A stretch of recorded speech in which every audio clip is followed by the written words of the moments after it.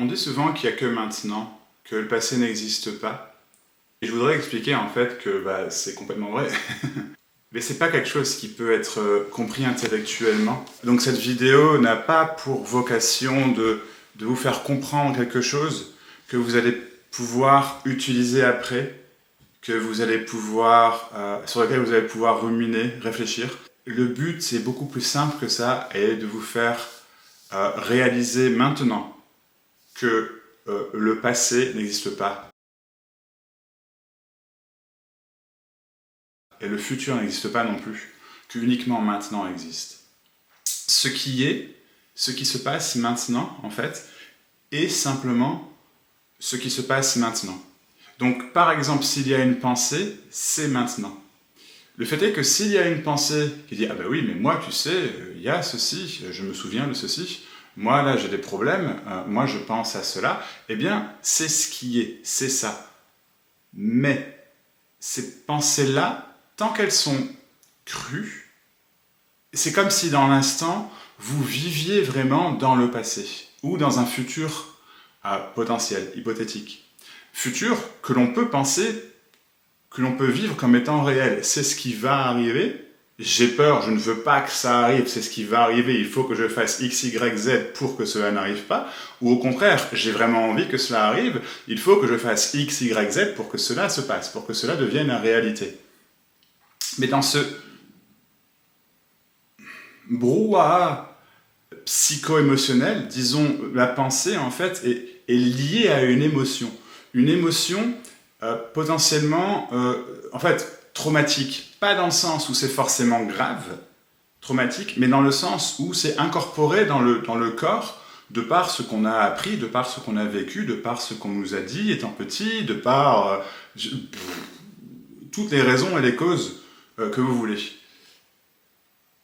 Et en fait, c'est comme si, inconsciemment, on voulait remédier à ce souci, à ce trauma, parce que c'est quelque chose de contracté, de lourd éventuellement, de pas agréable, même si on ne s'en rend pas forcément compte de cette sensation qui serait lourde ou pas agréable, on réagit à ça pour ne plus ressentir ça, pour ne pas le voir. Et donc, ce trauma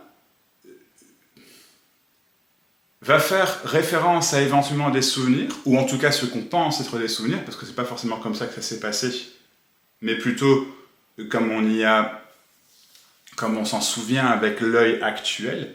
Et du coup, ce trauma corporel nous fait réagir avec une pensée du passé, une hypothèse sur comment ça aurait pu se dérouler, comment on aimerait que ça se déroule, et du coup, on va aussi voir un futur qui va pouvoir remédier à la situation, un opposé de ce qui est arrivé par exemple, ou une situation différente.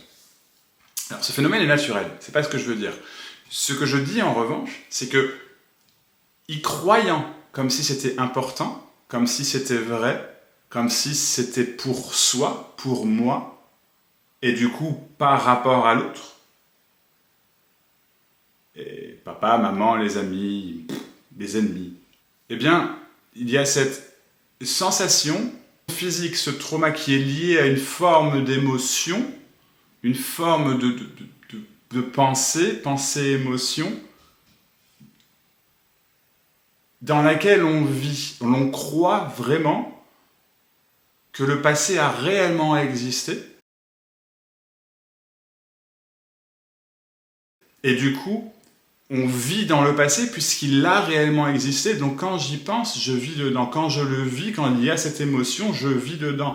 Et du coup, le futur, il existe vraiment, il est possible d'influer dessus, il est possible d'y faire quelque chose, sans voir que tout ça, en fait, c'est littéralement un trauma. Et quand je dis trauma, c'est pas forcément dans le sens psychologique du terme, même si j'inclus ça également, mais c'est simplement dans le sens, on vit des choses, et il y a des ah ben non, ça je veux plus, ça je veux pas, ça c'est pas naturel, ça...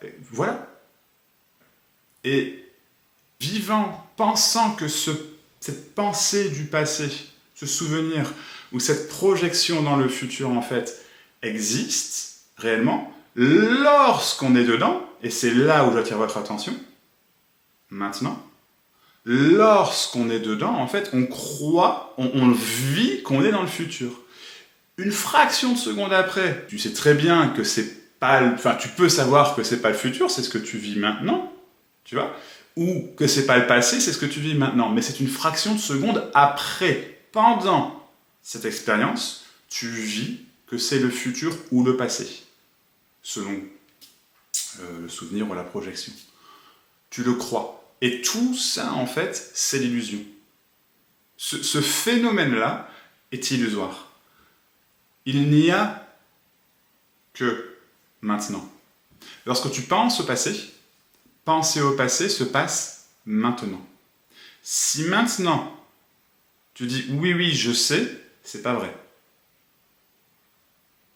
C'est un souvenir qui vient parce que tu l'as déjà vu, déjà compris, parce que tu le comprends intellectuellement, parce que tu es arrogant, parce que peu importe les raisons, parce que tu as peur de le voir, parce que c'est, je sais pas, voilà, parce que plein de raisons.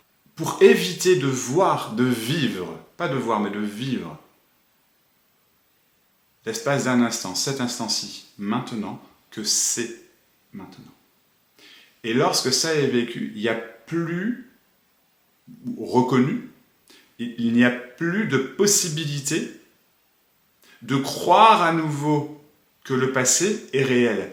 Il y a le phénomène, entre guillemets, passé, on y pense, mais ce n'est plus réel, ce n'est plus vraiment ce qui est arrivé. Ou éventuellement c'est ce qui est arrivé, mais ça ne tient plus comme important, comme grave, comme fondateur, comme trauma, en fait. C'est peut-être ça le détachement dont parlent les bouddhistes, ou je sais pas, ou le non-attachement. Je me fais des réflexions, je ne sais pas. Ça fait sens en tout cas. Mais ce que je veux dire, c'est que voilà, c'est tout. C'est que c'est maintenant. Il n'y a pas autre chose que maintenant. Il est impossible d'être réellement dans le passé. Il est impossible d'être réellement dans le futur. Tout simplement.